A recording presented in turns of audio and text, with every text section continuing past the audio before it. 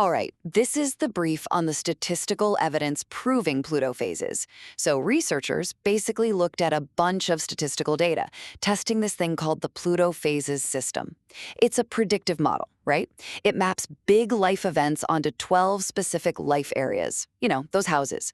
And what they were asking was, do things like huge sports wins or even historical tragedies actually cluster in certain houses like the system predicts, or is it all just random chance? Okay, first takeaway. The signal for achievement, yeah, it's super clear in the numbers. So house 10, that's the one for like status and career success, right?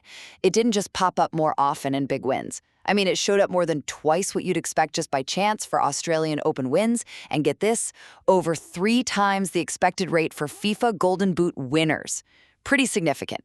Second thing, the system is really good at telling positive and negative events apart, kind of by what's not there. Remember house 10, the success house? Well, it was totally missing, like 0 occurrences in their data set of 20 historical assassinations.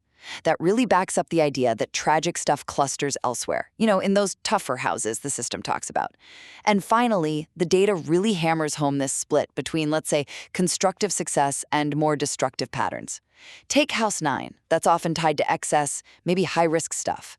And it showed up quite a bit in those assassination cases. But guess what? Absolutely 0 sign of it in 30 Masters tournament golf victories.